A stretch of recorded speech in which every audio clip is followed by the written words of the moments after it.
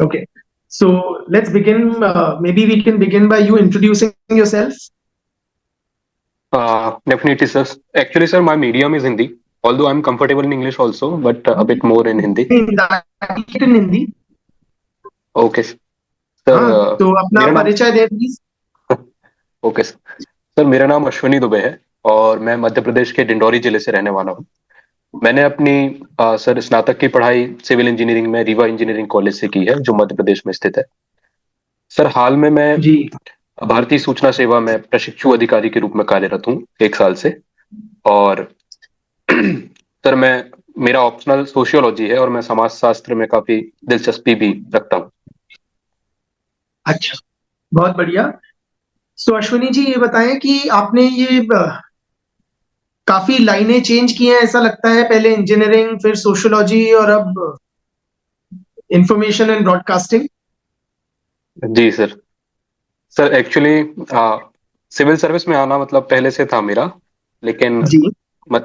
जब हम इतनी छोटी जगह से पढ़ाई करते हैं, डिंडौरी जैसे जिले से, तो 12वीं के बाद जल्दी जो भी कॉलेज मिलता है वहां पर एडमिशन लेने की वो रहती है, होड़ लगी रहती हम्म. है। तो फिर मुझे इंजीनियरिंग मिला और इंजीनियरिंग इसलिए मैंने ले ली, और सिविल इंजीनियरिंग इसलिए क्योंकि सिविल इंजीनियरिंग से पहले से थोड़ी परिचय था। बाकी इंजीनियरिंग तो मतलब मुझे समझ में नहीं आई, लेकिन कॉलेज के दौरान फिर पढ़ाई के दौरान थोड़ा और स्कोप मेरा बढ़ा और सिविल सर्विसेज के बारे में और पता चला, तो फिर तैयारी वहां से स्टार्ट हुई। और समाज शास्त्र इसलिए मैंने लिया ऑप्शनल के लिए क्योंकि पहला तो काफी ओवरलैपिंग सब्जेक्ट है, सारे लगभग सारे सब्जेक्ट के साथ ओवरलैप करता है। जी. GS1, GS2, GS3। और इसका सिलेबस भी बहुत ज्यादा अवेलेबल था मार्केट में। और हम्म. तीसरा, मुझे दिलचस्पी भी समाज शास्त्र में थी स्कूल स्कूल के टाइम से ही। और सिविल इंजीनियरिंग का काफी बड़ा सिलेबस था, तो इंजीनियरिंग के साथ रहते हुए सिविल सर्विस की तैयारी में मैं काफी टाइम लगा देता। अच्छा, और फिर भारतीय सूचना सेवा सर, अ, तैयारी के दौरान फिर सिलेक्शन उसमें हो गया, इसलिए यहाँ पर अभी कार्यरत है। बहुत बढ़िया. अश्विनी, ये बताएं कि आप आज के समय भारत में जर्नलिस्टिक एथिक्स की क्या स्थिति देखते हैं. अ, सर, भारत में journalistic ethics press council of India और ministry of information and broadcasting के द्वारा फ्रेम की जाती है।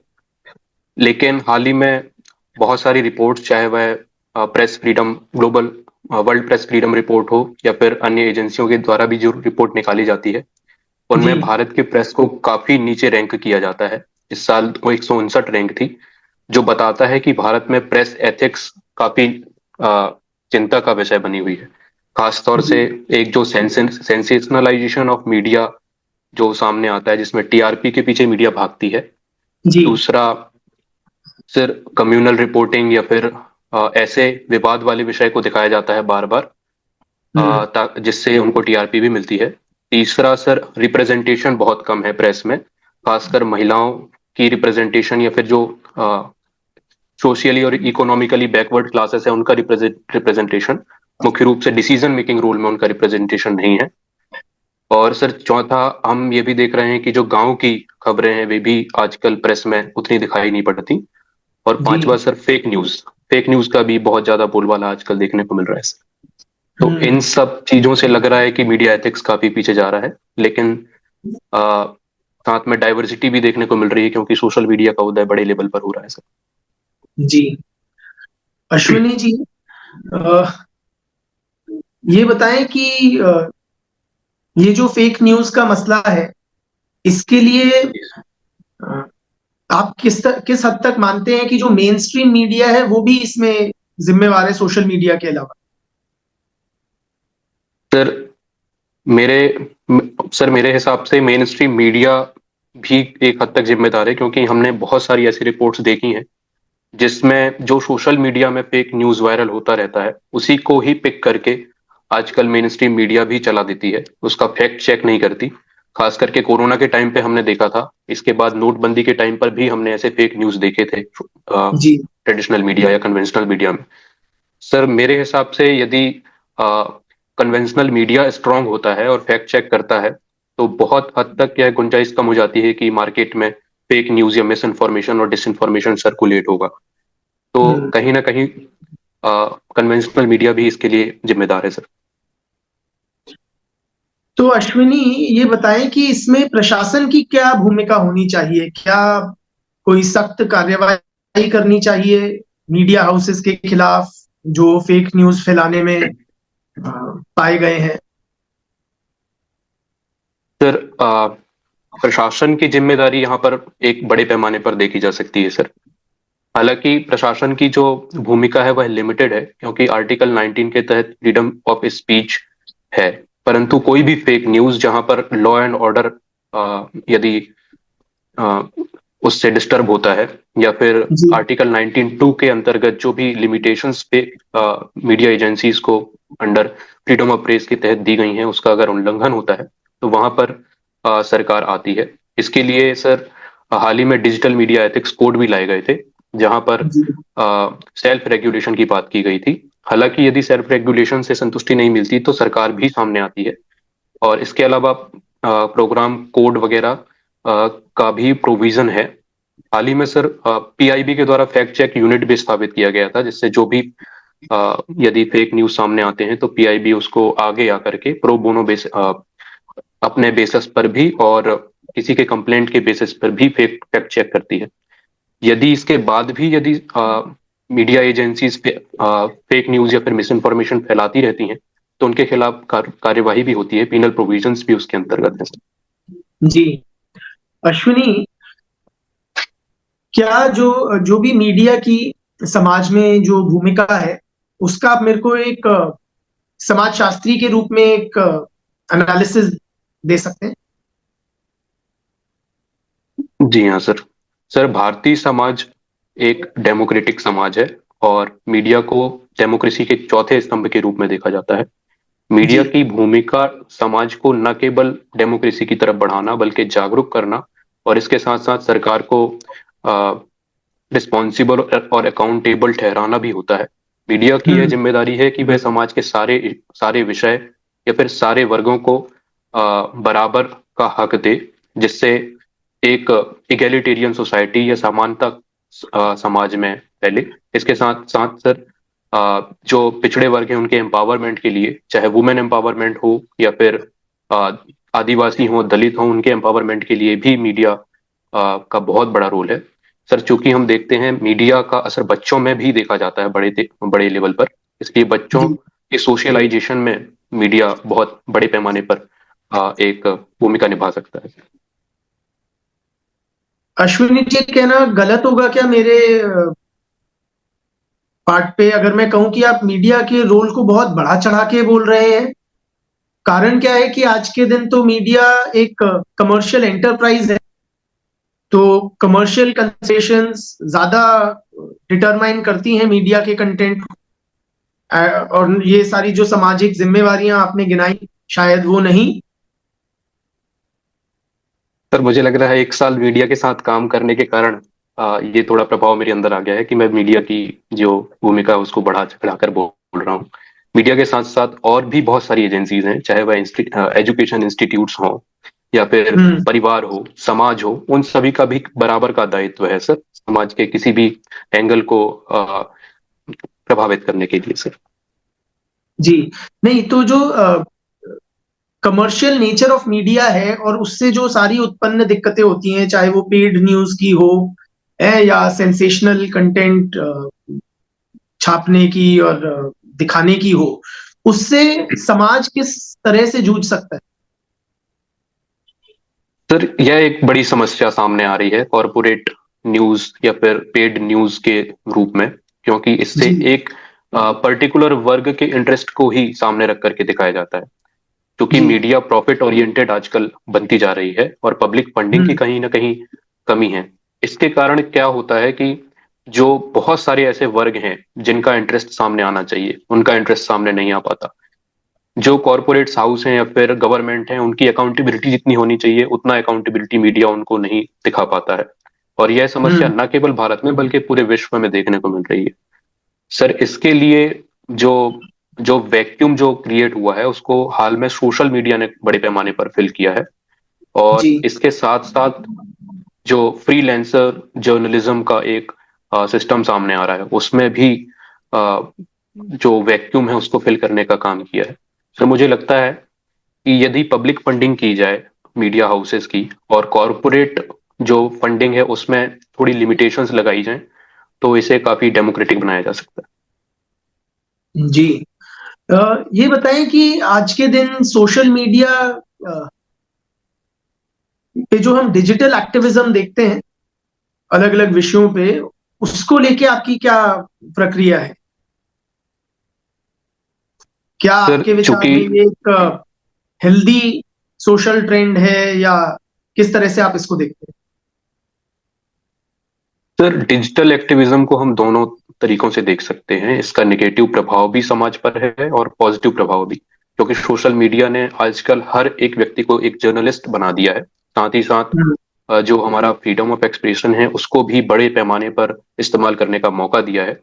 खासतौर से कमजोर वर्ग या शाई कम्युनिटी जिनको बोलते हैं, जो जिनको पहले प्लेटफॉर्म नहीं मिलता था, वे आकर के अपने इंटरेस्ट को सामने रखते हैं और अपनी वॉइस को सामने रखते हैं, अपने इंटरेस्ट को सामने रखते हैं, जिनसे उनकी बातें भी सुनी जाती हैं और वे एक प्रेशर ग्रुप के रूप में काम करते हैं। जैसे हाल ही में पुणे पॉश केस पे देखा गया था, यह सोशल मीडिया एक्टिविज्म के चलते तुरंत अकाउंटेबिलिटी सामने आई थी। हालांकि इसके हम्म। निगेटिव प्रभाव भी हैं, जैसे हम ऑनलाइन ट्रोलिंग देखते हैं या फिर फेक न्यूज भी सामने आ जाती हैं।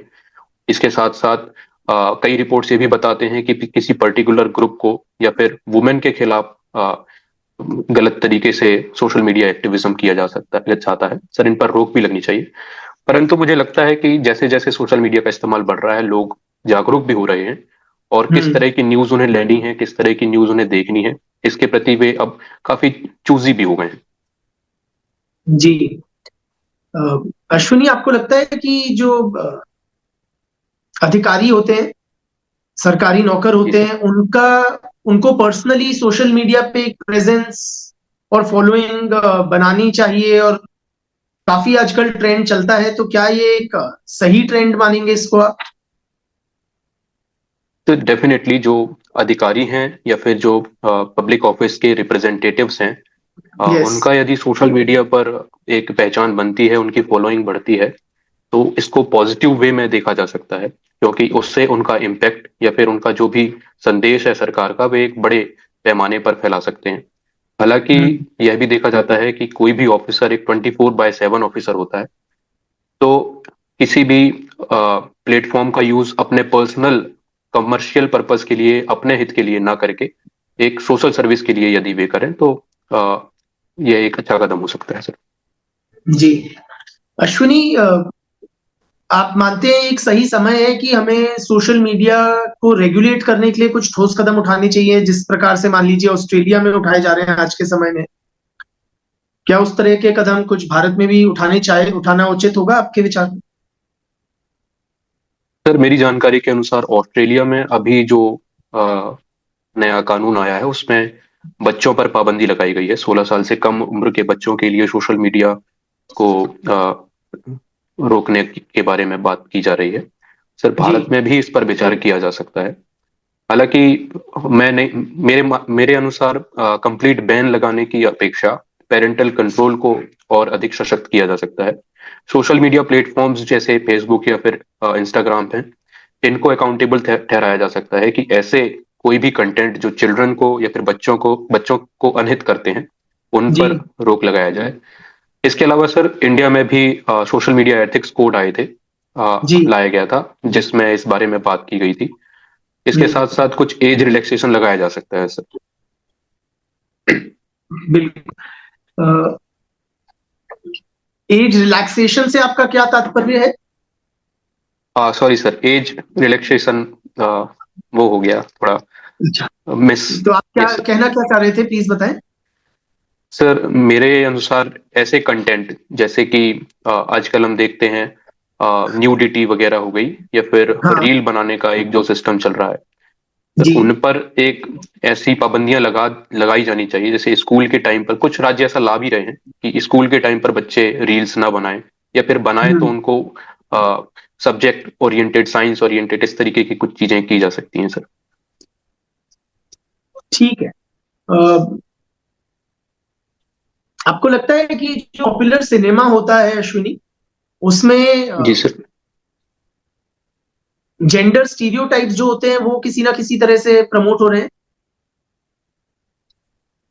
आ, सर ये कंसर्न सामने आ रहा है क्योंकि आजकल जो पॉपुलर सिनेमा है, चाहे पुष्पा जैसी अभी मूवी आई है, एनिमल मूवी कुछ समय पहले आई थी, मास मूवीज है, हम्म। उसमें एक पर्टिकुलर कम्युनिटी या फिर वुमेन को गलत तरीके से दिखाया जाता है।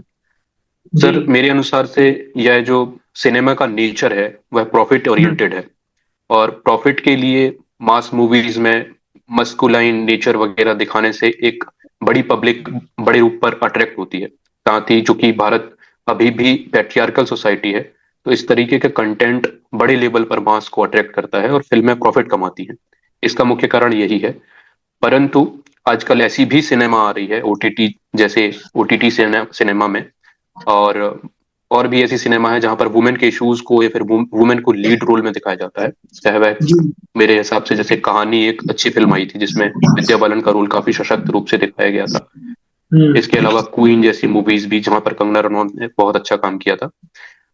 परंतु अभी भी देखा जाए तो मस्कुलिनिटी या फिर मेल का प्रभाव बहुत बड़ा है और इसे बैलेंस करने की जरूरत है सर। ये जो आपने एनिमल पिक्चर का नाम लिया, ये काफी जी सर। सक्सेसफुल थी, तो इसमें से अगर कोई आप सोशियोलॉजिकल पर्सपेक्टिव्स यूज करके इस मूवी का एनालिसिस देंगे? सर एनिमल मूवी मैंने देखी है और इस बारे में बहुत सारे मेरे दोस्तों से मैंने बात भी की है। एनिमल मूवी में सर एक ट्रबल्ड चाइल्ड की कहानी दिखाई गई है। बचपन में उसका निग्लेक्ट जिस तरीके से होता है, और साथ ही साथ उसके साथ जो वायलेंस होता है, इसके कारण उसकी मेंटेलिटी उस तरीके की हो जाती है। जी। और इसीलिए जब उसका सोशलाइजेशन एक डिस्टर्ब्ड तरीके से होता है, तब वह बच्चा जाकर के मेंटली इंस्टेबल उसको दिखाया गया है और वह वायलेंस की तरफ चला जाता है सर।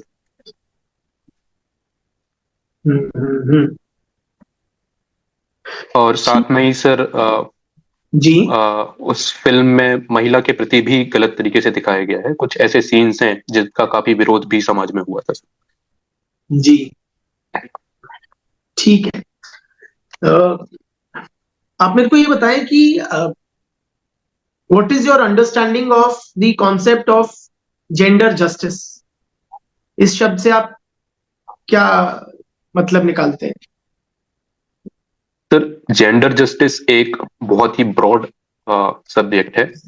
इसमें अ, चूंकि ज्यादातर समाज मेल मेल मेल ओरिएंटेड होता है, तो जेंडर जस्टिस जो आजकल की परिभाषा के अंतर्गत न केवल फीमेल बल्कि जो एलजीबीटीक्यू कम्युनिटी है उसको भी हम्म। जस्टिस, चाहे वह उनका रिप्रेजेंटेशन हो समाज के हर एक हिस्से में, या फिर उनकी शिक्षा हो, या फिर उनका एम्पावरमेंट हो, इसको लेकर जो भी कार्यक्रम या फिर ऐसे प्रोग्राम लाए जाते हैं जिनसे उनको बराबर का अधिकार मिले और उनकी डिग्निटी लाइफ को जीने की इम्प्रूव हो, इसे जेंडर जस्टिस के रूप में देखा जा रहा है। क्या आपका जो अंडरस्टैंडिंग है जेंडर जस्टिस का, उसमें पुरुषों के अधिकार की भी आपके हिसाब से बात होनी चाहिए? जी सर। समाज में पुरुष, महिलाएं और एलजीबीटीक्यू कम्युनिटी सभी को एक ह्यूमन के रूप में देख करके और उनके अधिकारों की रक्षा करनी चाहिए सर। जी। आपको लगता है कि जो प्रो वुमेन कानून है कई सारे, उनका गलत इस्तेमाल हो रहा है आज के दिन बड़े पैमाने पे समाज में? सर हाल ही में सोशल मीडिया पर एक बैकलैश देखा गया। जहां तक मुझे याद है, अतुल सुभाष का केस सोशल मीडिया में आया था, जिसके कारण यह विवाद उठा है कि महिलाओं के लिए जो भी कानून उनको सशक्त करने के लिए बनाए गए हैं उनका मिसयूज भी हो रहा है। हालांकि सर इसको ब्रॉड लेवल पर देखा जाए तो एक दो केसेस के बेसिस पर जो सोशल मीडिया में हाईलाइट होते हैं, उन उसके बेसिस पर इसे जनरलाइज नहीं करना चाहिए। मेरे अनुसार आज भी बड़े पैमाने पर ऐसी बहुत सारी इंसिडेंट्स होते हैं जहां पर इन कानूनों का या तो सही प्रकार से उपयोग नहीं हो रहा है, या फिर अभी भी महिलाओं के हितों का हनन हो रहा है। तो इन कानूनों का सशक्त रहना मेरे ख्याल से बहुत जरूरी है। परंतु जो भी लूप होल्स हैं जिनमें इन कानूनों का मिसयूज होता है, उन्हें सरकार को एक स्टडी करा के उन्हें फिल भी करना चाहिए सर। अश्विनी, मैं आपसे तीन शब्द बोलूंगा, आप मेरे को उनका अंतर बताएं अगर आपके हिसाब से उनमें कोई अंतर है या नहीं है। सेक्स, जेंडर और सेक्सुअलिटी। सर सेक्स और जेंडर में अंतर की बात करें तो जेंडर बर्थ बेस्ड होता है। कोई भी व्यक्ति फीमेल है, मेल है, या फिर इनके अलावा दूसरे जेंडर का है, तो उसे जेंडर की परिभाषा में लिया जाता है। वहीं सर आई थिंक थोड़ा कंफ्यूजन है मुझे। कोई और बात नहीं, अगर आपको समय चाहिए आप सोच के सेक्स, जवाब दें। Okay sir, sex I think birth based होता है। कोई भी ओके। व्यक्ति मेल है, फीमेल है, या फिर उसके अलावा किसी और जेंडर का है, तो वह बर्थ बेस्ड हो गया। जेंडर समाज के द्वारा दी गई अवधारणा के तहत आता है। किसी भी व्यक्ति को मेल की तरह ट्रीट करना है या फीमेल की तरह उसे ट्रीट करना है, या उसका सोशलाइजेशन किस तरीके से होता है, वह जेंडर के अंतर्गत आता है। जैसे हम्म। कोई महिला है या पुरुष है, या फिर दूसरे जेंडर का। सेक्सुअलिटी सर मेरे ख्याल से कोई व्यक्ति अपने आप को किस तरीके से देखता है समाज के कॉन्टेक्स्ट में। जैसे कोई महिला है और यदि वह अ, अपने आप को पुरुष की तरह देखती है, तो मेरे ख्याल से वह सेक्सुअलिटी के अंतर्गत आता है। ठीक है। कुछ समय पहले ये समाज में एक बहस छिड़ी थी कि क्या हमें समलैंगिक शादियों को अलाउ करना चाहिए नहीं करना चाहिए, आपका इस पे क्या विचार है? अ, सर समलैंगिक शादियों की का जो का जो चर्चा है, हाल ही में काफी मुखर रहा है समाज में। जी। सर मेरे ख्याल से भारत में इस पर बड़े पैमाने पर डिबेट की आवश्यकता है, क्योंकि आज भी अ, हमारा जो भी डिबेट है वह मेल या फिर फीमेल तक ही ओरिएंटेड रहता है। और हम्म। जब से सुप्रीम कोर्ट का जजमेंट आया है नवतेज सिंह जौहर के बाद, जिसमें समलैंगिक संबंधों को कानूनी दर्जा दिया गया है या फिर उसको हम्म। डिक्रिमिनलाइज किया गया है, उसके बाद अगला स्टेप यही बनता है कि समलैंगिक शादियों को भी मान्यता प्रदान की जाए। हालांकि भारत अभी भी एक ट्रेडिशनल सोसाइटी है, और ऐसा माना जाता है कि यदि इसे कानूनी दर्जा दिया जाता है, तो यह बड़े लेवल पर परिवारों को या फिर जो हमारा सामाजिक व्यवस्था है, सामाजिक सोच है, उसे हर्ट कर सकता है। और ऐसे बहुत सारे सामाजिक कम्युनिटीज हैं, सोशल कम्युनिटीज हैं, जिनके जो ट्रेडिशनल बिलीफ है उनको हर्ट कर सकता है। अ, सर मेरे ख्याल से इसमें हमें धीरे धीरे करके बढ़ना चाहिए आगे। पहले तो जो समलैंगिक कम्युनिटी है, यदि वे लिव इन रिलेशनशिप में रहते हैं, तो उनके जो हित हैं, जैसे कि डोमेस्टिक वायलेंस या फिर इनहेरिटेंस या फिर चाइल्ड अडॉप्शन, इनको धीरे धीरे करके लागू करना चाहिए। और जब तक समाज में इनके प्रति अंडरस्टैंडिंग नहीं हो जाती, एक्सेप्टेंस नहीं हो जाता, तब तक समाज को एक मौका देना चाहिए कि इस पर डिबेट जारी रखें और लॉन्ग टर्म हम्म। में इसको इनके संबंधों को लीगल करना चाहिए। ठीक है। अ, आप कास्ट के विषयों पे चर्चा करने में कंफर्टेबल हैं? Yes sir. तो ये बताएं कि कास्ट और वर्ण में कोई अंतर है या ये एक ही चीज के दो नाम हैं, किस तरह से देखते हैं? सर कास्ट और वर्ण में समाजशास्त्र में काफी स्टडी हुई है। सर भारतीय सभ्यता के अनुसार या धर्म के अनुसार, हिंदू धर्म के अनुसार, वर्णों को चार कैटेगरी में डिवाइड किया गया है। वहीं कास्ट इनके अंतर्गत अंतर्गत इनके अंतर आते हैं। उदाहरण के लिए एक वर्ण के अंदर एक से ज्यादा कास्ट आ सकते हैं, कास्ट के अंदर एक से ज्यादा सब कास्ट आ सकते हैं।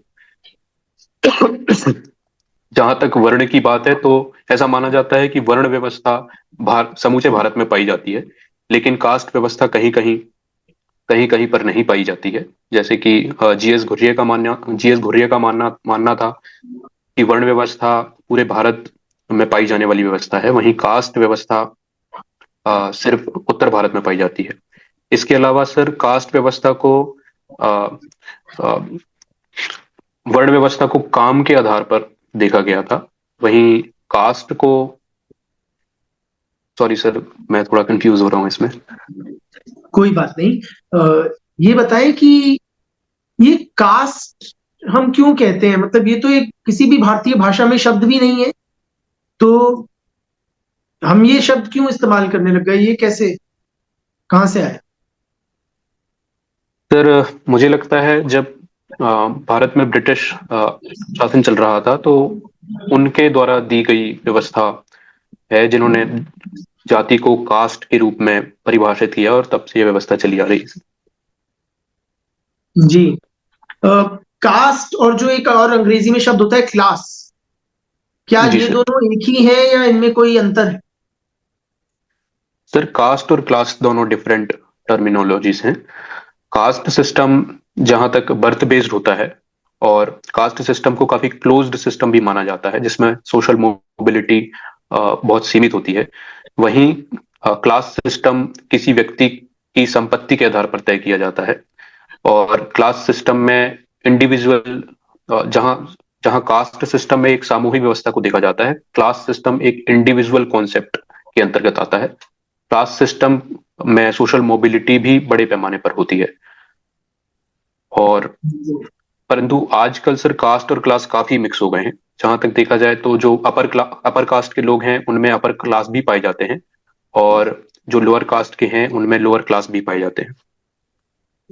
तो क्या आपका तात्पर्य ये है कि आज के समय में कास्ट और क्लास ओवरलैप करते हैं? जो लो जी कास्ट सर। है वो लो क्लास भी हैं और जो अपर कास्ट है वो अपर क्लास भी हैं? सर, बड़े पैमाने पर यह ओवरलैप करते हैं।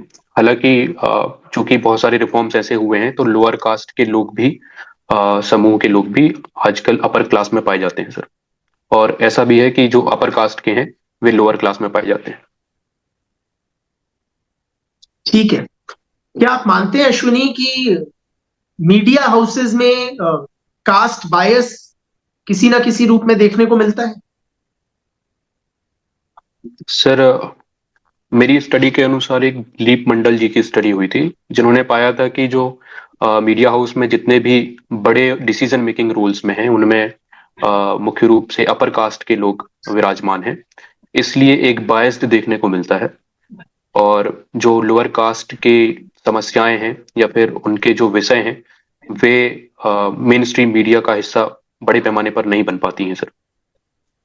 हम्म।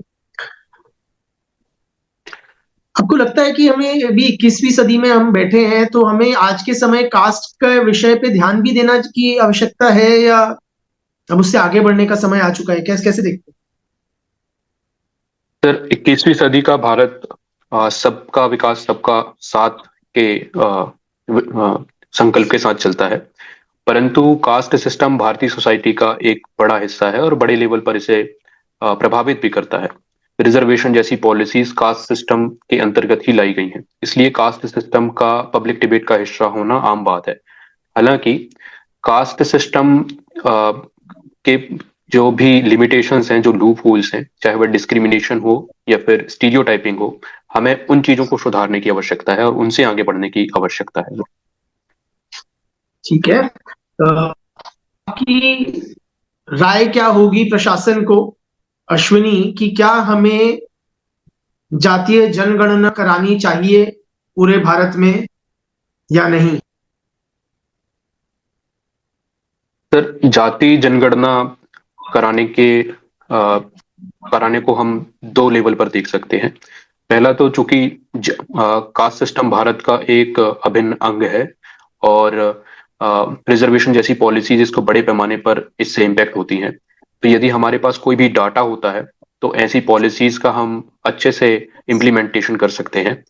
और कास्ट सिस्टम के बारे में जान करके हम एक टारगेटिंग स्कीम भी चला सकते हैं। वह टारगेटिंग स्कीम से हम जो भी स्कीम्स हैं उनको अ, सही पैमाने पर फोकस्ड रूप से लोगों तक, जो भी जरूरतमंद लोग हैं वहां तक पहुंचा सकते हैं। हालांकि एक समूह का यह भी मानना है कि कास्ट सिस्टम से कास्ट जैसी अवधारणाओं को बल मिलता है। और जहां 21वीं सदी में हम कास्ट सिस्टम से ऊपर उठने की बात करते हैं, तो कास्ट सिस्टम से कास्ट की रिजिडिटी बढ़ती है। साथ ही साथ इसका पॉलिटिकल रूप से भी ऐसा मानना है कि गलत इस्तेमाल हो सकता है। सर, मेरे अनुसार कास्ट सिस्टम, कास्ट जनगणना जरूर करानी चाहिए। और अ, यह इसलिए है क्योंकि जब तक हमारे पास डाटा नहीं होगा तब तक हम बहुत सारी चीजों का सही तरीके से इम्प्लीमेंटेशन नहीं कर पाएंगे।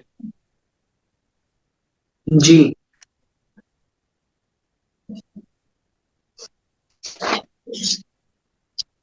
अश्विनी, आप दिंदोड़ी जिले से आते हैं। जी सर। तो अगर आपको मेरे को एक सोशियोलॉजिकल प्रोफाइल हो डिंडोरी का, तो थोड़ा उसका कष्ट कीजिए। सर, डिंडौरी मध्य प्रदेश के अ, दक्षिण पूर्वी हिस्से का जिला है, जहाँ की लगभग 70% आबादी ट्राइबल है और लगभग 95% आबादी रूरल है। तो डिंडौरी की सबसे अच्छी बात यह है कि डिंडौरी का जो सेक्स रेशियो है वह मध्य प्रदेश के सबसे अच्छे जिलों में से एक है। यहाँ का सेक्स रेशियो 1002 है। इसके साथ साथ सर, डिंडौरी का प्रमुख व्यवसाय है वह कृषि है। सर, डिंडौरी में चूंकि अधिकतम आबादी ग्रामीण रहती है और यह वन क्षेत्र से भी प्रभावित है, इसलिए सर हम्म। डिंडौरी में वन से जुड़ी जो आर्थिक गतिविधियां हैं वह भी देखने को मिलती हैं। अ, सर, कुछ पैमानों में जैसे शिक्षा हो गया या स्वास्थ्य हो गया, इसमें डिंडौरी हम्म। में अभी बड़ी समस्याएं हैं और इनके लिए सरकार लगातार काम कर रही है। इसके अलावा सर, डिंडौरी में अ, लगातार सोशल चेंजेस भी हो रहे हैं। उदाहरण के लिए जो ट्राइबल डोमिनेटेड पॉपुलेशन है जैसे गोंड और बैगा, वहां पर लगातार चेंजेस देखने को मिल रहे हैं। रोड, हम्म। सड़क या फिर जल की व्यवस्था की गई है, जिनसे उनका मेन स्ट्रीम भी लगातार हो रहा है सर। जी, ये बताएं कि एक समाजशास्त्री के रूप में आप क्या समझते हैं कि जो ट्राइबल्स होते हैं और जो नॉन ट्राइबल्स होते हैं, क्या उनमें हम क्लियरली डिमार्केट कर सकते हैं?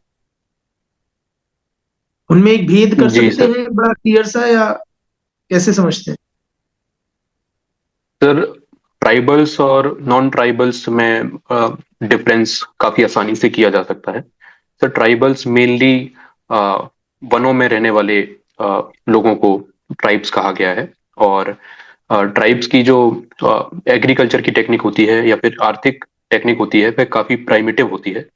उनमें जी। कम्युनिटी लिविंग का कॉन्सेप्ट होता है और जेरेंटोलॉजी होती है, यानी कि जो वयस्क होता है उनका रोल सोसाइटी में काफी बड़े पैमाने पर होता है। साथ ही साथ ट्राइबल्स में नेचर वर्शिप बड़े पैमाने पर देखने को मिलती है।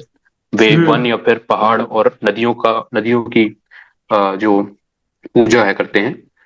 और वहीं पर सर, नॉन ट्राइब जो हैं, जैसे कास्ट सिस्टम ले लें या फिर और भी कम्युनिटीज हैं, वहां पर जी। टेक्नोलॉजी टेक्नोलॉजिकली वे काफी एडवांस हैं। और ऐसा नहीं है कि वे अ, समाज से कट कर रहना पसंद करते हैं।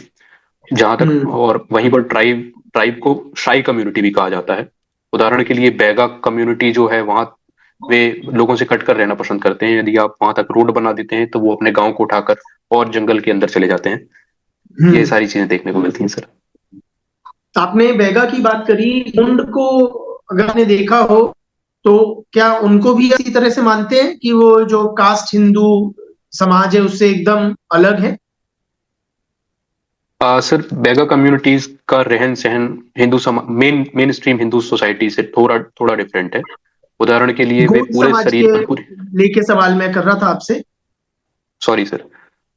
जी हाँ सर, गोंड समाज में जैसे हिंदू धर्म में वर्ण व्यवस्था है, वैसे ही गोंड समाज में भी देखने को मिलता है। जैसे उनमें जो राजकीय वर्ण होता है उन्हें राजगोंड बोलते हैं। और हम्म। इसके अलावा वहां पर इसी प्रकार की प्रणाली उनमें भी पाई जाती है सर। धुरगोंड एक और समुदाय उसमें होता है।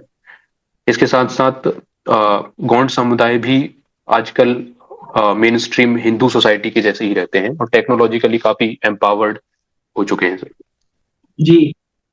और जो ये आपने समस्या का जिक्र किया कि कई ट्राइबल्स डेवलपमेंटल प्रोजेक्ट्स को रेजिस्ट करते हैं, दूर भागते हैं, तो उसके लिए प्रशासन का क्या रवैया होना चाहिए? क्या प्रशासन को ट्राइबल एरियाज में डेवलपमेंटल प्रोजेक्ट्स अबैंडन कर देने चाहिए, छोड़ देने चाहिए, क्या करें? सर, मेरे ख्याल से ऐसे कोई भी डेवलपमेंटल प्रोजेक्ट्स जो उनके हित के खिलाफ जाते हैं या फिर उनको विस्थापित करते हैं, उन पर सरकार को बड़ी सेंसिटिविटी के साथ आगे बढ़ना चाहिए। आ, हम्म। कुछ कदम जो मैं सोच पा रहा हूँ सर, सरकार को ट्राइबल कम्युनिटी के साथ लगातार कम्युनिकेशन करना चाहिए। उनको समझाना चाहिए कि जो भी डेवलपमेंट की एक्टिविटीज हैं, चाहे वह स्वास्थ्य से रिलेटेड हो या एजुकेशन से रिलेटेड हो, वे जी। उनके हित के लिए हैं। और यदि जैसे बैगा कम्युनिटी है और जैसे वो उठ करके चले जाते हैं, अपना गांव का गांव उठा करके दूसरी जगह चले जाते हैं, तो उनके साथ काफी सब्र के साथ और भरोसे के साथ आगे बढ़ना चाहिए सर। जैसा कि हम्म। नेहरू जी की पॉलिसी थी, एक कंट्रोल्ड इंटीग्रेशन पॉलिसी, उसके तहत आगे बढ़ना चाहिए सर। बहुत बढ़िया। अश्विनी जी, ये बताएं कि आपके सबसे पसंदीदा समाजशास्त्री कौन है? सर, मैंने इस बारे में बहुत सोचा नहीं है, परंतु मुझे लगता है कि अ, मैक्स वेबर मुझे काफी पसंद है सर। अच्छा, उनकी कुछ किताबों के नाम बताएं। सर, मैक्स वेबर की, सॉरी सर, मैं अभी नहीं सोच पा रहा हूँ। कोई बात नहीं, आप ये बताएं कि आपको उनकी कौन सी आइडियाज हैं जो आपको सबसे ज्यादा अपील किए हैं या आपको भा गए? सर, उनकी जो ब्यूरोक्रेसी का एक उन्होंने आइडियल टाइप दिया था, वो मुझे हम्म। काफी पसंद है। इसके अलावा उन्होंने जो इंटरप्रिटेटिव सोशियोलॉजी की बात की थी, जिसमें माइक्रो अंडरस्टैंडिंग के बारे में उन्होंने समझाया था, वह मुझे काफी पसंद है। क्योंकि जब तक कोई भी समाजशास्त्री किसी सोसाइटी के वेवलेंथ में जा करके उनके माइक्रो अंडरस्टैंडिंग को नहीं समझता, तब तक बहुत बड़े पैमाने पर चेंजेस नहीं लाया जा सकता सर। अच्छा, तो ये जो उन्होंने ब्यूरोक्रेसी के बारे में कहा था, क्या आपको लगता है कि भारत की ब्यूरोक्रेसी उसी प्रकार की है जिस तरह की वेबर ने लिखी थी? सर, मैक्स वेबर की ब्यूरोक्रेसी ने दुनिया की समस्त ब्यूरोक्रेसीज को इफेक्ट किया है, उसमें भारत की ब्यूरोक्रेसी भी है। ब्रिटिश टाइम में भारत की ब्यूरोक्रेसी को ओबीडियंट, काफी रिजिड, रूल बेस्ड बनाया गया था, जिसकी झलक आज भी भारत की ब्यूरोक्रेसी पे देखने को मिलती है।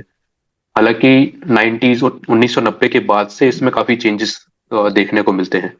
उदाहरण के लिए कंपैशनेट ब्यूरोक्रेसी, जो वेबर की ब्यूरोक्रेसी के विपरीत है, उसका भारत में बड़े पैमाने पर इस्तेमाल हो रहा है।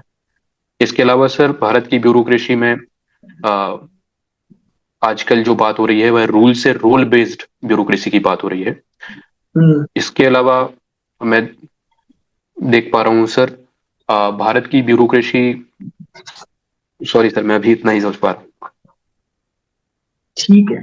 अश्विनी, कोई भी ऐसा विषय है जिसपे आप चर्चा कर चाहते हो, हमने उसको ना आपसे पूछा हो, कोई भी विषय? सर, ओपिनियन बेस्ड क्वेश्चन में थोड़ा मुझे इशू होता है, जैसे नहीं, आप कास्ट के सवाल बारे में मैं आपने करूंगा। पूछा। अभी अच्छा इंटरव्यू सर। के तहत मैं आपसे पूछ रहा हूँ, कोई भी विषय हो जिसपे आप चर्चा करना चाहते हो और हमने ना की हो, जिसपे आप चाहते हो कि हम आप सवाल करें और आपने हमने आपको वो मौका ना दिया हो। सर, युवाओं पर चर्चा कर सकते हैं सर।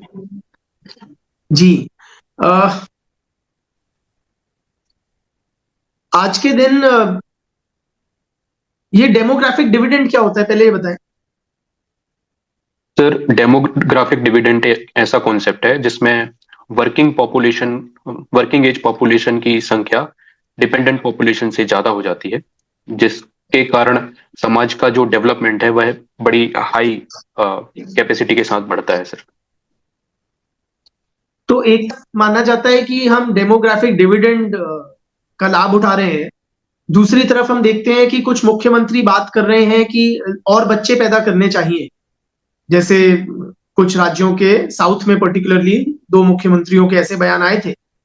तो इस विरोधाभास को आप कैसे समझते हैं?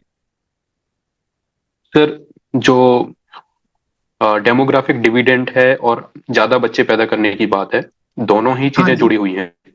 क्योंकि डेमोग्राफिक डिविडेंड एक सीमित समय तक के लिए ही है। जहां तक हम्म। स्टडीज हुई हैं, तो भारत में डेमोग्राफिक डिविडेंड 2065 तक ही होगा। उसके बाद भारत की जनसंख्या या तो डिक्लाइन करनी शुरू होगी या फिर एजेड होना शुरू होगी, और वर्किंग एज पॉपुलेशन की संख्या कम होगी। इसीलिए कंसर्न्स के तहत इस तरीके की बात की जा रही है, ताकि ज्यादा बच्चे पैदा किए जाएं और डेमोग्राफिक डिविडेंड को मेंटेन किया जाए। ऐसा ना हो कि भारत की पॉपुलेशन एकदम से गिर जाए और एल्डर पॉपुलेशन या फिर डिपेंडेंट पॉपुलेशन का बोझ फिर बढ़े और समाज में अनेक प्रकार की विकृतियां देखने को मिले। एक ये बताएं कि युवाओं में किस तरह से एक फिटनेस का कल्चर प्रमोट किया जा सकता है। सर, हाल ही में जो स्टडी हुई है उसमें देखा गया है कि भारत में युवाओं में ओबेसिटी की प्रॉब्लम बढ़ रही है। जी। फिटनेस प्रमोट करने के लिए तीन चार बिंदुओं पर काम किया जा सकता है। एक तो स्कूल या फिर कॉलेज के टाइम पर पर्टिकुलर पीरियड्स होने चाहिए जिसमें पीटी, फिजिकल टेस्ट या स्पोर्ट्स को बढ़ावा देना चाहिए। साथ ही साथ जो हमारे यहाँ एक कॉन्सेप्ट होता है कि डिग्री बेस्ड एजुकेशन, बच्चों को घर हम्म। से ही यह प्रेशर दिया जाता है कि अच्छे अंक लाने हैं, उसको जो है फिटनेस के साथ, स्पोर्ट्स के साथ बैलेंस किया जा सकता है।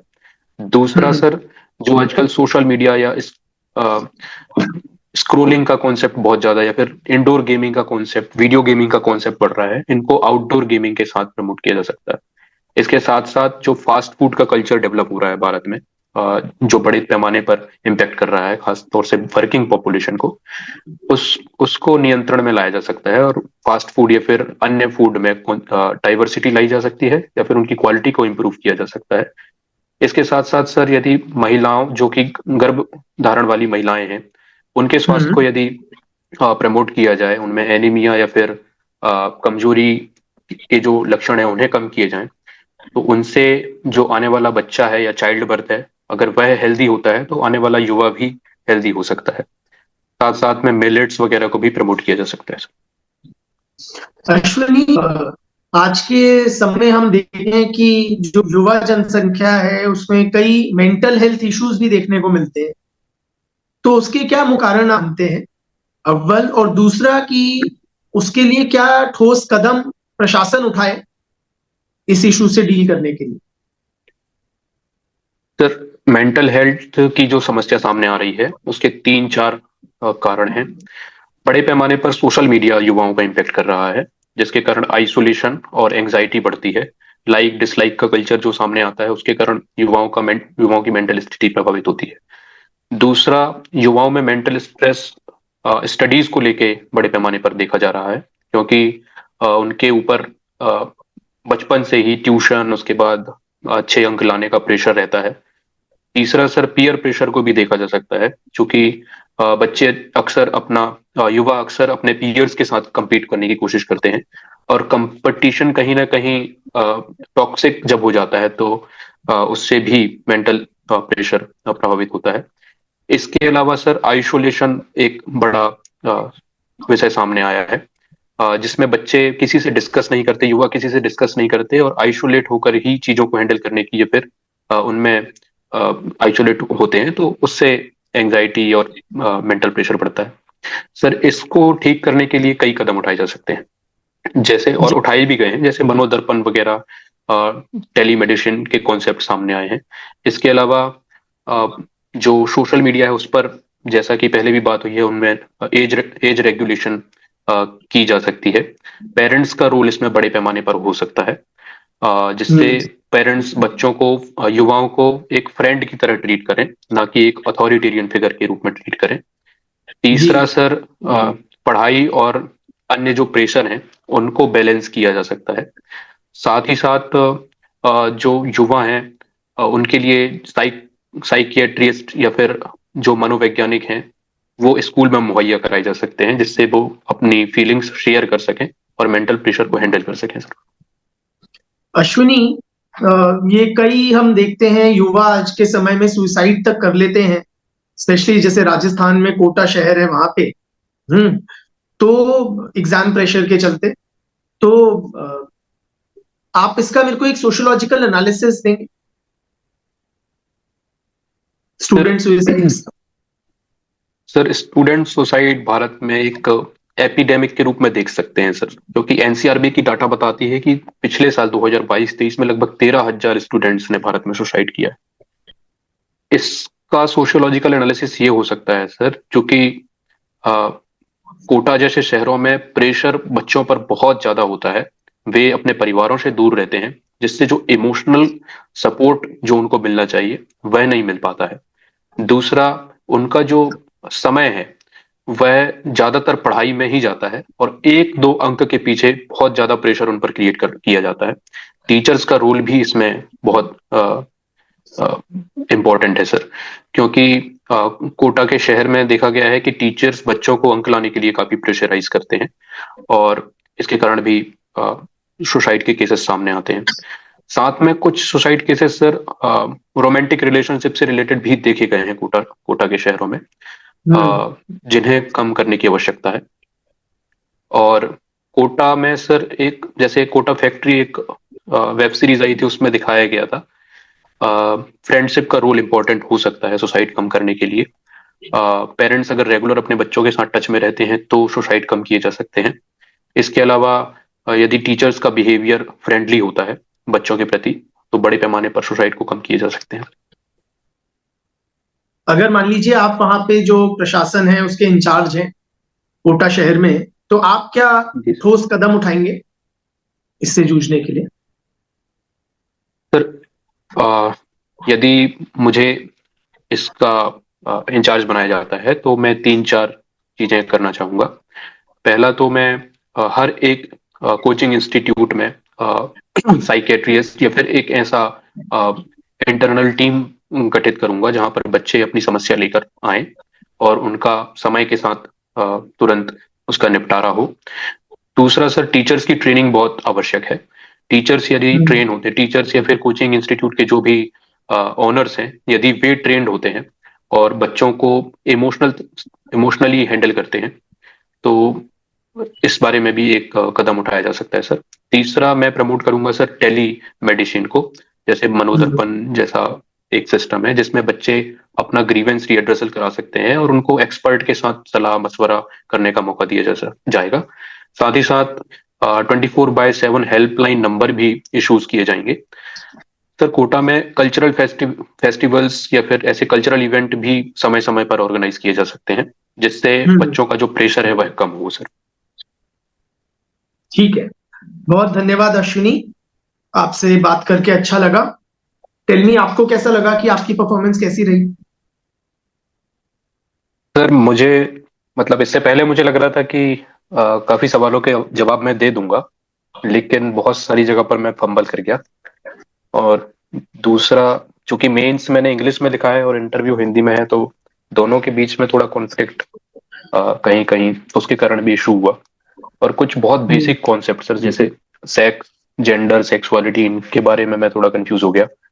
और जी। ट्राइब और वर्सेस नॉन ट्राइब, इनमें भी थोड़ा मुझे इशू, क्योंकि अभी रिवीजन नहीं हुआ है सर। और मतलब जनरल चीजें भी हैं मुझे पता होनी चाहिए थी, वो पता नहीं है। हम्म। और एक वर्ण कास्ट में भी थोड़ा दिक्कत हुआ। और एक इशू है सर कि जैसे कहीं कहीं पर मैंने थिंकर कोट किया और डाटा भी कोट किया, हम्म। तो वो मुझे लग रहा है कि वो सही है कि नहीं। और एक चीज हम्म। जो मैंने कभी लॉन्ग आंसर, कहीं कहीं पर काफी लंबे आंसर दिए, हम्म। इन पर मुझे थोड़ा इशू हो रहा है सर। ठीक है, कुछ चीजों में मैं कहूंगा आपका जो असेसमेंट है वो सही है, और कुछ जगह मैं कहूंगा थोड़ा अनड्यूली हार्श है। ठीक है। अ, जी सर। मेरा सेंस ये है, as an interviewer for me it was largely a positive experience, I would say. Thank you sir. मतलब कि I left the conversation with a very positive impression overall. ठीक है, थैंक कुछ यू सर। चीजें हैं, of course there is always scope for improvement, but by and large पहले मैं आपसे शेयर करूंगा क्या क्या क्या सही था, ताकि जी you sir. Know what are your strengths और what to carry forward in the interview, है ना? फिर मैं यस सर। आपकी जो चीजें इंप्रूव कर सकते हैं उन पे आता हूँ। By and large I would say आपका कोई बहुत मेजर नॉलेज गैप्स नहीं थे। ठीक है, थैंक छुट यू पुट सर। इधर उधर अवश्य थे, बट हमने काफी अलग अलग प्रकार के टॉपिक्स पे बात करी, मीडिया पे लंबी बात करी, कास्ट फंड वगैरह पे करी, है ना? आपके जहां से आप बिलोंग करते हैं वहां के बारे में, मेंस इश्यूज के बारे में, अलग अलग टॉपिक्स पे चर्चा हुई। और आई वुड से कि आप अधिकतम सवालों के बड़े संतुष्टिजनक जवाब दे रहे हैं। ठीक है, मतलब काफी सक्षम, well aware and well prepared you appear. Well prepared thank you मतलब सर। जो भी एक्सपेक्टेड एरियाज थे उस पे लगा कि व्यक्ति ने समय देके तैयारी की है, विच इज गुड। दूसरा, यस जो सर। कि ना जो भी समाज में हो रहा है उसको लेके आप अवगत हैं। जैसे अगर हमने मेंस राइट्स की बात करी, तो आपने खुद ही अतुल सुभाष केस की बात करी, है ना, इस तरह से yes, आपने जगह जगह या आपने उसको आज के सामाजिक वातावरण से जोड़ा, विच इज गुड। ठीक, सो नॉलेज के टर्म्स में कुछ जो कमियां थी वो बताऊंगा, but by large it was a positive, it was a plus. कभी भी ये नहीं लगा मुझे okay, कि यार इस व्यक्ति को इतना तक नहीं पता। एक कई बार वो yes, फीलिंग आती है ना किसी से बात yes, करके, sir. वो नहीं था। दूसरा, आई वुड से कि आपको अपनी बात को किसी दूसरे के सामने रखते हुए कोई you are not short of words और फ्रेजेस। ठीक है, आप अपने बात को, Yes, sir. आप अपनी थॉट्स को आर्टिकुलेट कर सकते हो, जो सोच रहे हो Yes, sir. उसको आप शब्दों के माध्यम से बयान कर सकते हो बाय एंड लार्ज। सो कोई मुझे कम्युनिकेशन में स्किल में डेफिशिएंसी नहीं लगी। Yes, sir. तीसरा, फॉर मच ऑफ मतलब through out the interview I would से the tone of your speech and the way you conducted yourself, it was formal and respectful the way it should be। ठीक। Thank you, sir. और एक आपके responses में bye and large, अभी मैं overall comments कर रहा हूं, बाय एंड लार्ज एक मेच्योरिटी झलकी। Thank you, sir. ठीक है, और एक राइट अमाउंट ऑफ कॉन्फिडेंस था। व्हेन आई से राइट अमाउंट, मतलब कि आप कहीं भी दब्बू किस्म के नहीं लगे। ठीक है, Yes, sir. ना ही आप ऐसे लगे कि ओवर कॉन्फिडेंट व्यक्ति है या एक गुरूर टाइप का, वो भी नहीं झलका। ठीक है, Thank you, तो sir. जो एक अपने ज्ञान और अपने जीवन में जो भी सीखा है उसके बेसिस पे एक रीजनेबल अमाउंट ऑफ कॉन्फिडेंस व्यक्ति में होना चाहिए, वो था। अब आ जाते हैं मोर इंपॉर्टेंटली, अच्छा एक और चीज जो अच्छी थी, then I come to the improvement, कि आपके ना बाय एंड लार्ज ऐसा लगा कि एक सॉल्यूशंस ओरिएंटेड व्यक्ति हो। जी सर. ठीक है, तो आप हर चीज के समाधान या क्या कदम उठाए जा सकते हैं उस पर आ रहे थे, क्योंकि सोशियोलॉजी जैसा सब्जेक्ट पढ़ के ना जनरली इंसान एक्टिविस्ट मोड में ज्यादा जाता है कि हर चीज में कमियां जी निकालने सर. लगे, और है ना ये कमी है वो। पर as an administrator you need to be able to find solutions, so that was visible in our discussion. ठीक है, Yes, sir. so that was also good. Now those areas where one has done better. Yes, sir. If you ever to want me pause, if you want to note down something, or if you want to interject and ask something, feel free to do that also. ठीक है, Yes, sir. अव्वल तो बहुत basic चीज है परंतु महत्वपूर्ण है कि स्माइल करें। जी सर. ठीक, इतनी प्यारी आपकी स्माइल है, क्यों छुपाओ उसको। जी सर. स्माइल से क्या होता है ना, एक इंस्टेंट लाइकेबिलिटी फैक्टर इंसान का बढ़ता है। जी सर. ठीक है, आप दूसरे को कम्युनिकेट करते हो कि brother I am happy to see you, yes right. Yes. और हर व्यक्ति एक ह्यूमन बीइंग है, we like to be liked. As a Yes, rule मान लो, मैं नहीं कह रहा कि आप पूरे 25 मिनट करो, बट एज अ रूल घुसते समय, है ना, जब आप उनको ग्रीट कर रहे हो, good morning sir, good morning ma'am, और फिर वापस जाते समय yes मिनिमम sir. ये दो मोमेंट्स पे हम अवश्य स्माइल करें। It Yes does sir. Not cost you a thing and it does not disturb your thought process also. Yes. ठीक, दूसरी चीज, कुछ जगह पे अंडरस्टैंडिंग में गैप्स थे, जैसे कि आपने एकदम सही बोला, सेक्स, जेंडर और सेक्सुअलिटी पे जो बात की। Yes sir. सेक्स और जेंडर के बीच का अंतर आप समझते हो, शुरू में आपने गलत बोल दिया था, Yes sir. उसको जेंडर बोल दिया था, जो एनाटॉमिकल या बर्थ बेस्ड होता है, बॉडीली डिफरेंसेस, पर फिर आपने उसको बोल Yes दिया sir. था नहीं ये सेक्स है, सही बोला, और वो करेक्शन किया, Yes ये sir. भी सही। परंतु फिर जब आप उसका उल्लेख कर रहे थे ना, तो आप कहते थे कि जिनकी एक टाइप की एनाटॉमी होती है उनको मेल जेंडर बोलते हैं और दूसरे को फीमेल जेंडर। फिर आपने जेंडर शब्द का इस्तेमाल किया जब आप सेक्स एक्सप्लेन कर रहे थे। ठीक, और जो Okay sir. आपका सेक्सुअलिटी की अंडरस्टैंडिंग थी वो फ्रैंकली थोड़ी गलत है सर. सही नहीं थी। सेक्सुअलिटी Yes क्या sir. होती है कि it is about human sexual desire and attraction. Okay sir. तो अगर मैं एक मैन हूं एंड आई एम अट्रैक्टेड, और जो भी मैं हूं, I am attracted to person of the same sex, then it is homosexuality. If I'm homosexual, attracted to persons of opposite sex, it is heterosexuality. Both sex is heterosexuality. bisexuality. ठीक है, किसी Yes से भी sir. नहीं हो तो asexual, ये सारी सेक्सुअलिटी। Yes sir. समझ गए? तो Yes sir. मेल फीमेल ये हैं सेक्स टर्म्स, ठीक है। मैन वुमन ये हैं gender terms. Gender terms. Homosexual, heterosexual, bisexual, gay, lesbian ये सारे हैं सेक्सुअलिटी। Sexuality. ठीक। Thank you sir. एक नंबर आप बात करते थे कास्ट और क्लास के रिलेशनशिप की, तो आपने बोला कि कास्ट और क्लास कहीं ना कहीं ओवरलैपिंग है आज के समय में। फिर मैंने आपसे एक Yes तरह sir. से फिर से पूछा कि क्या आपका Yes sir. तात्पर्य ये है कि अपर कास्ट अपर क्लास है, लोअर कास्ट लोअर क्लास है? फिर आपने बोला कि हाँ काफी हद तक है, परंतु उल्टा भी है। Yes sir. मतलब कि उसमें you came across as somewhat confused on what is the relationship between caste and class. Yes sir. Broadly the situation is से कि प्री मॉडर्न इंडिया में या पुराने जमाने में कास्ट और क्लास ओवरलैपिंग थे। Yes sir. अर्थात जो ऊंची जाति के होते थे वो अमीर भी होते थे, पावर भी होती Yes थी, sir. और जो नीची जाति के होते थे वो नीचे सो कॉल्ड नीचे कामों में होते थे। हैं, उनके पास ना जमीन होती थी, ना कुछ धन होता था, राशि होती थी।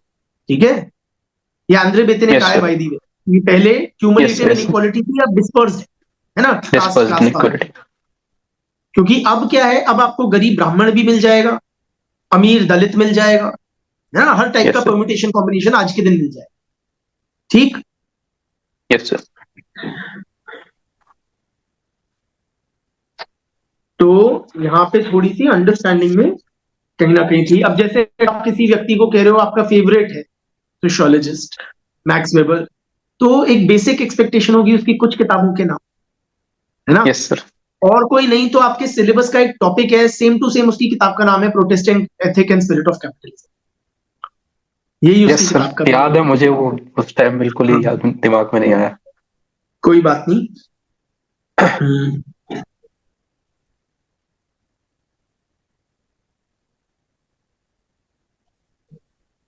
बहुत देखिए, मैं अभी आपकी कमियां बता रहा हूं, बट बहुत सारे आंसर्स आपने बहुत बढ़िया भी दिए, साफ बात ये है।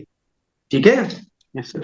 Yes sir. जब हम मीडिया में बात कर रहे थे वेरियस इश्यूज हैं, चाहे जर्नलिस्टिक एथिक्स की हो, कमर्शियलेशन की हो, सोशल मीडिया रेगुलेशन, सब चीजों पे आपने बहुत सटीक जवाब दिए। वो आपका एक तरह का फोटे है ना। Yes sir. मतलब उसमें कोई कंटेंट में, अंडरस्टैंडिंग में कहीं भी कोई खास कमी नहीं दिखी। ठीक है। Yes sir. और अच्छा, एक जब आपने इंट्रोडक्शन दिया था ना शुरू में, तो उसमें आप कहीं ना कहीं मतलब you could have made it richer by adding your hobbies और this thing which I think you did not mention. Yes sir. Yes sir. होता क्या है कि जब आप वो करते हो ना, हॉबीज वगैरह ऐड करते हो, तो you come across as a more wholesome personality, more well rounded personality. Sir ठीक, एक्चुअली मतलब उसमें ये था कि एक हाँ। जगह और जब मेरा सेशन हुआ था तो उन्होंने बोला था कि थोड़ा छोटा रखो। मैंने उसमें हॉबी वगैरह मेंशन की थी, तो उन्होंने बोला थोड़ा छोटा रखो, इसलिए इस बार मैंने समाज शास्त्र मेंशन कर दिया, हॉबीज मेंशन नहीं। ठीक है, they are entitled to their this thing, but frankly मुझे थोड़ा सा ऐसा Yes. लगा कि अगर वो होता, मैं उनकी बात से असहमत नहीं हूं, इंट्रोडक्शन छोटा ही होना चाहिए आइडियली, है ना। बट अगर हम दो तीन शब्दों में कुछ ऐड कर सकते हैं कि मेरे मुख्य रुचि Yes. इसमें है, तो शायद एक Okay sir. More richer personality you would have come across. Definitely sir, I will mention some this. अच्छा, एक जो आप ये बात कर रहे थे ना कि मेरा पढ़ा सब्जेक्ट इंग्लिश में है और इंटरव्यू हिंदी में है, तो उस वजह से कठिनाई महसूस कर रहे हो, आप उसको बिल्कुल भी चिंता का विषय मत बनाइए। Yes sir. कारण है, आप are you comfortable talking in Hindi? घर में हम लोग Yes sir. हिंदी में बात करते हैं, हिंदी मातृभाषा, ठीक है। अब कहीं भी आप कोई अगर कॉन्सेप्ट या टर्म या स्कॉलर का नाम ले रहे हो, तो इट इज नॉट एक्सपेक्ट, या even not English word. For example अगर आप कह रहे हो सर दलितों के साथ बहुत डिस्क्रिमिनेशन होता यस सर। है, एब्सोल्युटली एक्सेप्टेबल। ओके। कोई ये नहीं एक्सपेक्ट करता कि आप प्रेमचंद या अटल बिहारी वाजपेयी जैसी हिंदी इस्तेमाल करें, हिंदी। ठीक है। यस। मोदी का जमाना है, मोदी जी जैसे इंग्लिश हिंदी मिक्स करके बोलते हैं ना, वैसे इट इज वेरी एक्सेप्टेबल। मुख्य की जो लैंग्वेज है वो हिंदी होनी चाहिए। बट जैसे आपने कई सवालों में किया था, है ना, यस सर। आपने, आप झुकिए नहीं, ठीक है। आप जर्नलिस्टिक एथिक्स की बात कर रहे थे, या बहुत सारे विषयों पे आपने इंग्लिश टर्म्स का यूज किया, विच इज परफेक्टली एक्सेप्टेबल। उससे आपके नंबर या असेसमेंट बिल्कुल भी खराब नहीं हो, यस सर। तो उसको अपने आप दिमाग से निकाल दें। और ये जो इसका पर्पस इंटरव्यू का क्या है, it is not to gauge your linguistic skills okay sir. या लैंग्वेज प्रोफिशिएंसी का टेस्ट नहीं है कि आप हिंदी में कितने उत्तीर्ण हो। ये यस सर। आपकी पर्सनालिटी का टेस्ट है ना। Yes sir. लैंग्वेज तो एक माध्यम है अपनी बात को दूसरे व्यक्ति तक पहुंचाने का, ठीक है। Yes sir. तो उसको मत सोचें। एक सिंसियर एडवाइस कि ना, आपने कुछ जगहों पे अननेसेसरली आई वुड से स्कॉलर्स वगैरह को, यस सर। जैसे कास्ट और वर्ण को लेके जब आप बात कर रहे थे, आपने कहा कि बूढ़े का ये मानना था कि फलाना वलाना, ठीक। तो मोटा मोटी मैं आपको उसमें ये कहूंगा कि unless asked to do so, yes sir. अपनी तरफ से स्कॉलर्स वगैरह को अननेसेसरली ना कोट करें। Yes sir. ये कंफ्यूजन भी थी सर इस बारे में। देखिए अश्विनी, ये मेन से अलग है। मेंस में कहा जाता है कि आप स्कॉलर्स कोट कीजिए, यस सर। ठीक है। वहां पे आप कौन हो आपका नाम तक नहीं पता होता, पेपर चेक करो। Yes sir. यहां पे डोंट केयर अबाउट भूरे या श्रीनिवास या आंध्रविद। दे वांट टू नो कि अश्विनी किस प्रकार से डिसीजंस पे पहुंचते हैं, उनका क्या थॉट प्रोसेस आपका, है ना। Yes sir. तो बेशक आपने किसी का पढ़ाओ, इस्तेमाल करो, परंतु present it as your analysis ना, योर्स। Okay sir. ठीक है, ताकि वो लगे हमें कि अश्विनी का ये निष्कर्ष है, ये इस तरह से सोच, ठीक। Yes sir. इसी तरह से आपने दलित मंडल की बात करी, जब कास्ट इन मीडिया की बात कर रहे थे, आपने दलित मंडल की यस सर। स्टडी कोट करी। Now specifically avoid such, should I से, कंट्रोवर्शियल फिगर्स। यस वो सर। बड़े यस। डिवाइसिव, प्रोवोकेटिव बंदा है, एंड डेलिबरेटली प्रोवोकेटिव है ना। और वो यस सर। आज के दिन हर तरफ से गालियां खाते हैं, ठीक है ना। Yes sir. तो वो अवॉइड कर सकते हैं। अच्छा, एक जगह आपने जहां पे थोड़ा सा ठीक नहीं बोला था, आपने कहा था कि जो कास्ट शब्द है उसके ब्रिटिश ओरिजिन है। मैंने पूछा था कास्ट शब्द कहां से आया, पोर्चुगीज ओरिजिन से। Yes sir. पोर्चुगल भी यहाँ पे रूल करती थी ना यस सर। कुछ, यस। वहां से आया था। एक ना आपने जैसे वेबर की जब बात, मैंने आपको पूछा कि आपको क्या उनकी सबसे बढ़िया बात लगी, तो आपने बोला उनकी इंटरप्रेटेटिव सोशियोलॉजी, ठीक। Yes sir. तो पॉइंट इज कि you will be advise to not use jargon unnecessarily. Yes sir. कारण है अश्विनी कि इवन इफ एक व्यक्ति का सोशियोलॉजी में बैकग्राउंड है, 4 व्यक्तियों का नहीं भी होगा। Yes sir. When you start using jargons like interpretative sociology या कुछ, ठीक है, तो वो लोग आपके वक्तव्य से डिस्कनेक्ट हो जाएंगे कि ये कह क्या रहा है, उन्हें नहीं समझ आ रहा। Yes sir. और फिर they will stop taking interest in whatever you are saying and you don't want that, ठीक। Yes sir. तो नॉर्मल भाषा में करें, नॉर्मल हिंदी या थोड़ी बहुत इंग्लिश, बट ऑर्डिनरी कॉन्वर्सेशनल भाषा जो किसी भी शिक्षित व्यक्ति समझ आए, यस सर। ठीक। Yes sir.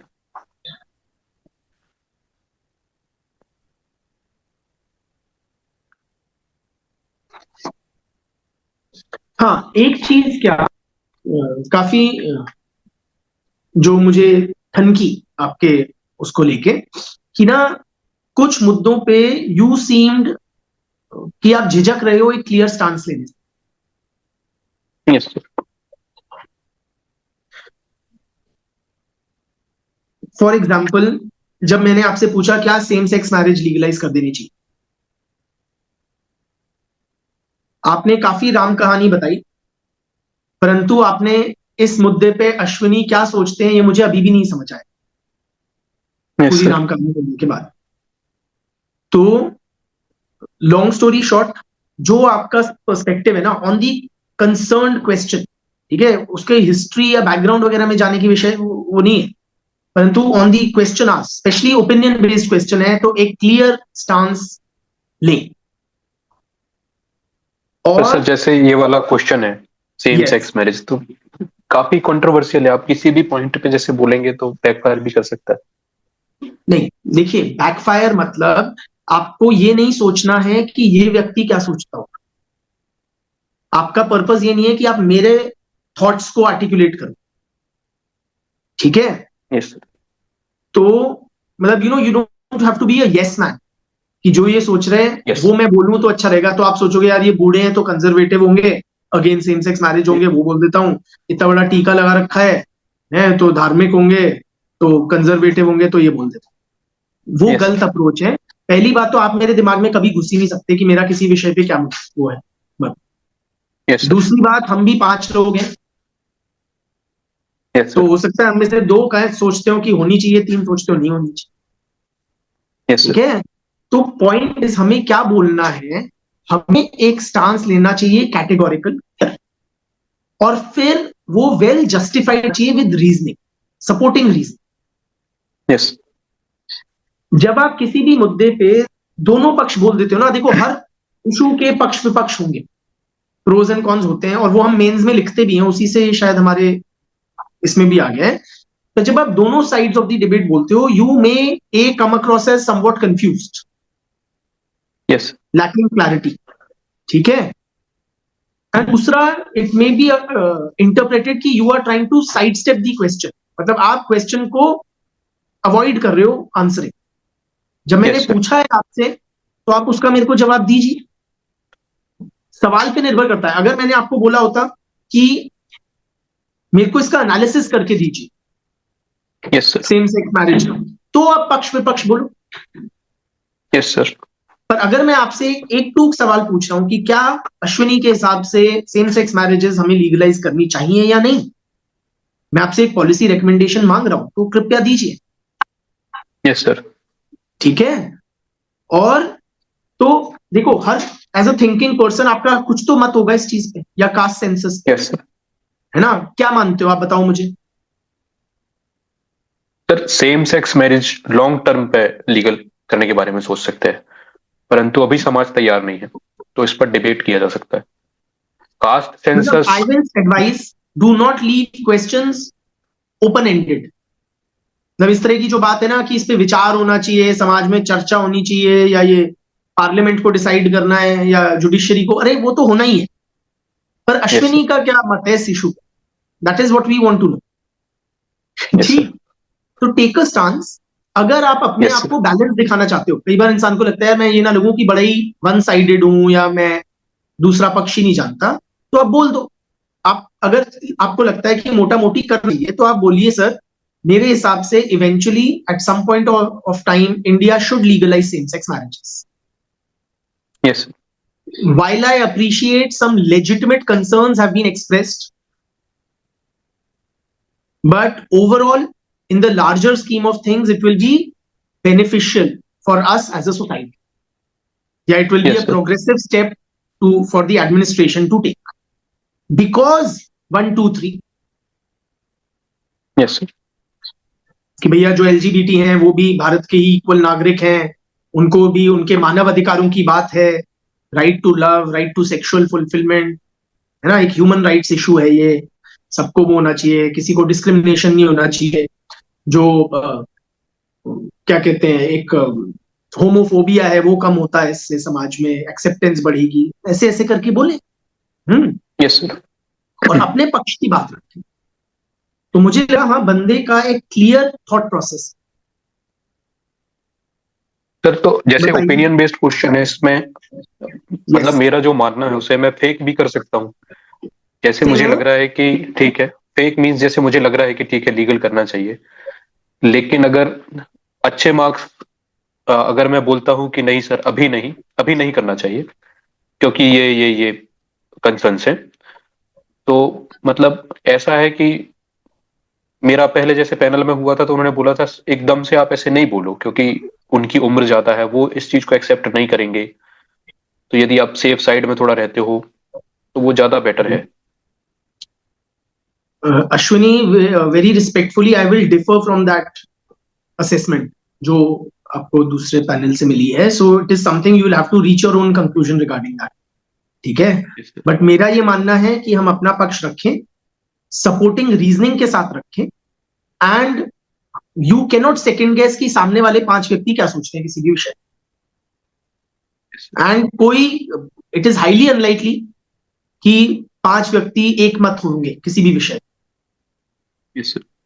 समझ रहे हैं? तो आप अपनी बात को रखें, और हाँ, ये आपको ब्रॉडली ये रखना है कोई भी आंसर देते हुए कि you should reflect, your answers should reflect respect for constitutional principles, है ना? Your Yes, answers sir. Should reflect a sensitivity for particularly the disadvantaged sections of the society। अर्थात कोई महिला विरोधी, जातिवादी, Yes, इस टाइप की बातें ना बोले, है ना? yes, sir. You are a very brilliant candidate I would say. ठीक है। Thank you, sir. एंड बहुत ज्यादा टाइम है नहीं अभी, 4 फरवरी तक ना। तो जो Yes, चीजें sir. यूजफुल लगे उनको इनकॉर्पोरेट करने की कोशिश करें, अदरवाइज बाकियों को you keep aside and don't let it pull you down. ठीक है। Yes, sir. Yes, sir. और अगर आपको नेक्स्ट अटेम्प्ट में if you need any help with sociology optional for the mains Yes, sir. Concepts में या Yes, sir. राइटिंग में, feel free to get in touch for that also. Definitely, sir. ठीक है ना? और Okay, sir. चलो, the best.